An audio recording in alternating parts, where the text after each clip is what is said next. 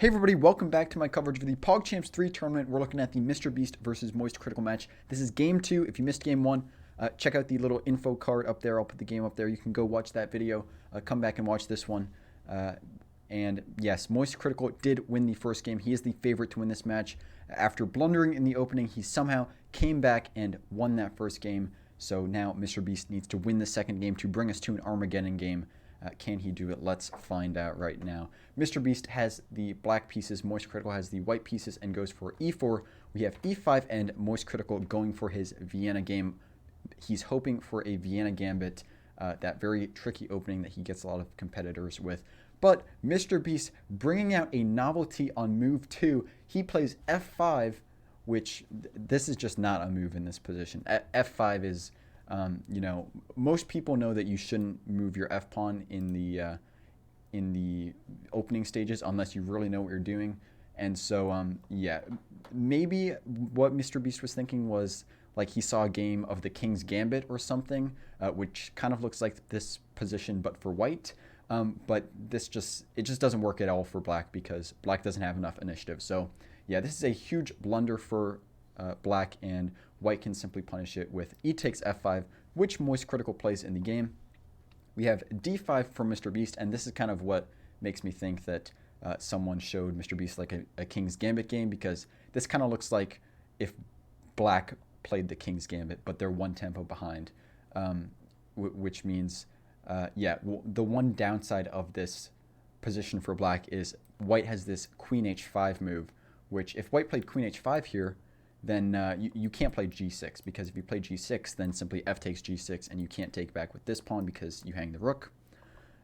So here, instead of playing g6, you have to move the king, and your king just has no protection. It's going to be stuck in the center, and white is already totally winning here. So there is this queen h5 move in the position. Will MoistCritical find it?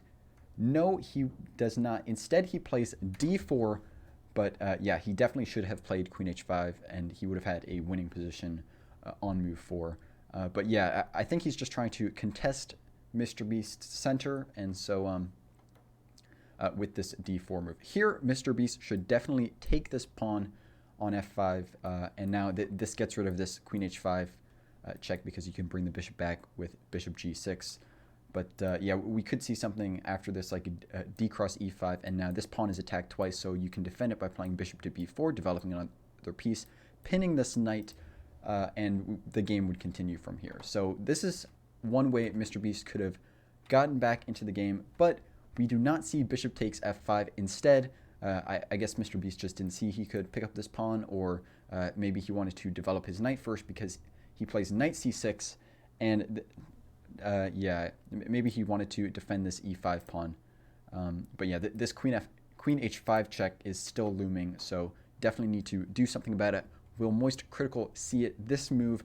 No, he does not. He plays d takes e5, which, queen h5 check was just a much better move in this position. Once again, we will see if Mr. Beast now plays this bishop takes f5 move like he should have on the last move as well. But instead, he goes for d4, so simply attacking this knight.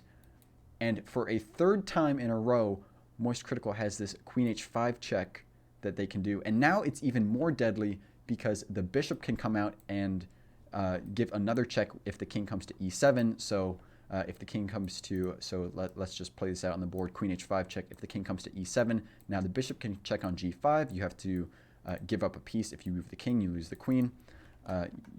If the king comes to d7, then, there's e6 check, and this is just terrible for black. So, once again, this queen h5 check move was available, but MoistCritical did not go for it. Instead, he plays knight ce2, blocking in his bishop, and this is definitely not the best continuation by MoistCritical, but you just got to be practicing those tactics, and you won't miss this type of stuff in your own games. So finally, we have bishop takes f5 by Mr. Beast.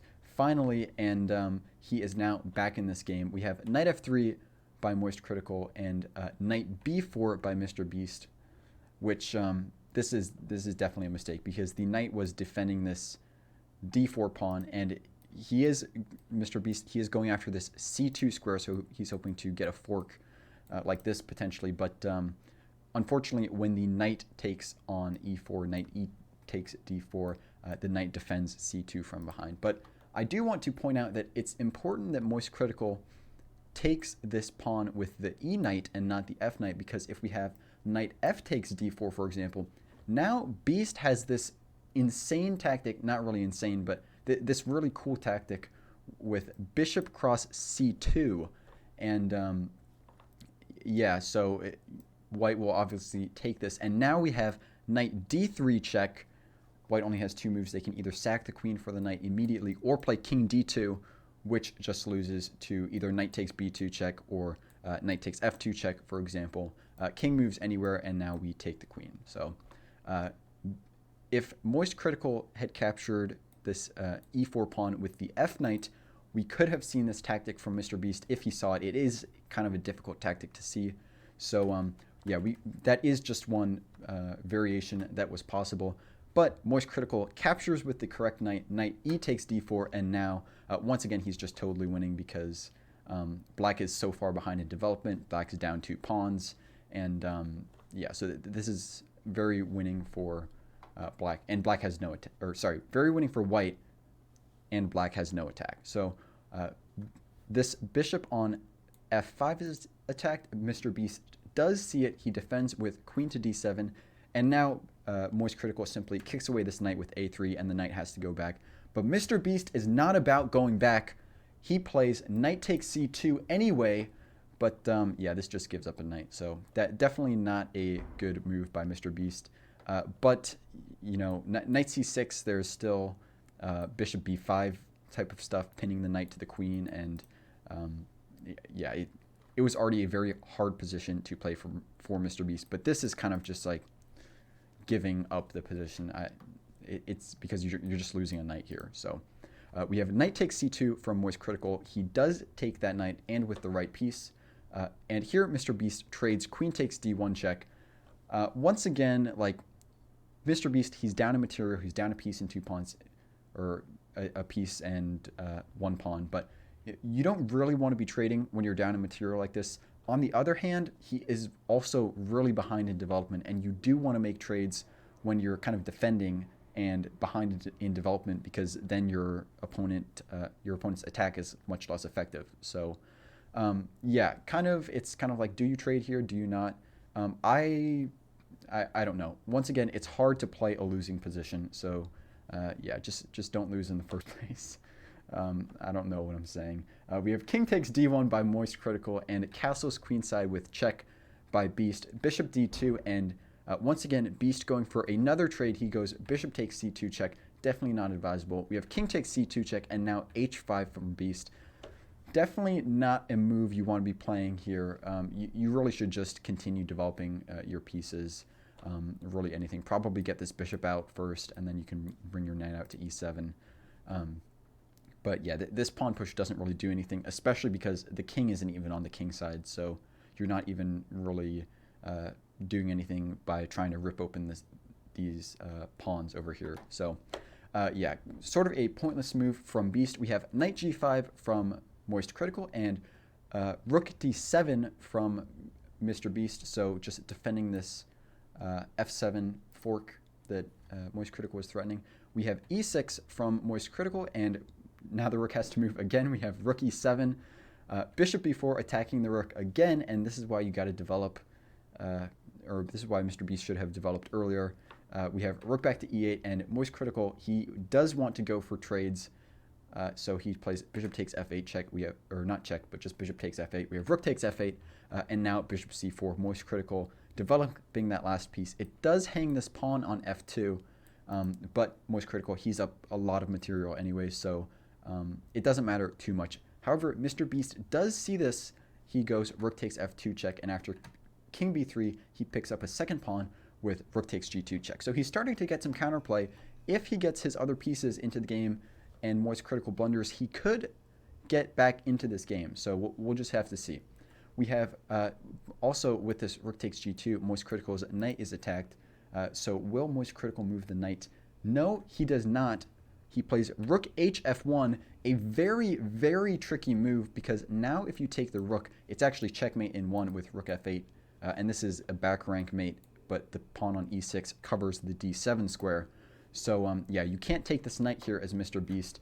Will Mr. Beast take the knight? He is getting low on time, and we have seen that Mr. Beast does not really perform well under time pressure in previous games. So will he take the knight? No, he does not take the knight. He plays rook g3 instead, which this is a check, but it also hangs the rook. So it technically guards against checkmate because you're checking the white king, but it simply hangs the rook. But in a surprise that nobody was expecting, MoistCritical does not take the rook. Instead, he plays knight f3, which also blocks his own rook's file. So it's not even like trying to initiate a trade by blocking with the rook on f3. So kind of a weird move by MoistCritical, especially because this rook was just completely free. Now Mr. Beast moves the rook. He moves it to g6, and we have rook ae1 from MoistCritical. We have c6, Mr. Beast. At this point, Mr. Beast was kind of just panicking. He would get down to 1 second and then sort of make any move. So a lot of Mr. Beast's moves from here on out are kind of just random, almost. We have e7 and knight f6 from Mr. Beast. So finally getting that last piece into the game. Also guarding the queening square twice. So very, very good protection against the pawn promotion. We have rook e6, now pinning Beast's knight to his rook, and rook e8, now blockading that pawn. For a position as bad as Beast's, and with as little time as he has, and with the little experience in chess that he has, he's actually playing very good moves in this position. So congrats to him on that. We have rook fe1 by MoistCritical and b5 from Beast, just attacking MoistCritical's bishop. He saves it with bishop d3, and we have rook g3, simply hanging this knight on f3. Actually, I lied. The pawn defends the knight. I don't know why I said that, but the rook actually hangs here when the rook moves to g3. And this time, MoistCritical does take it with h takes g3. I don't know why I thought this knight hung. The rook was the real piece that was hanging. You know, I'm making a lot of these videos, guys. Be sure to like and subscribe. We have c5 from Mr. Beast, and yeah, this is going to be over very quickly. But how quickly? We have bishop takes b5 from MoistCritical, g6 from Mr. Beast, once again kind of just a random move, and now this actually does hang the knight. So we have rook takes f6, king c7, and rook f8. Here MoistCritical could have taken the rook, but I mean, this forces the trade anyway. Black is going to have no pieces left. And in this position, Mr. Beast resigned. So MoistCritical takes the second match. Mr. Beast loses his second match. So he does lock up that spot in the championship bracket. MoistCritical does, I mean. And Mr. Beast will be going to the consolation bracket. Really good effort from Mr. Beast. For someone who just learned chess, he played really well in this match. And congratulations to MoistCritical for making it to the championship. Here are the Group D standings so far. So Ludwig and Code Miko, that matchup is happening very soon. I'll cover it when that happens. And yeah, I don't think I have anything else to say about this game or this match. So be sure to check out my PogChamps 3 playlist. It's up there. Check out another video on that side of the screen, the left side. And thank you for watching. I'll see you in the next video. Love you guys.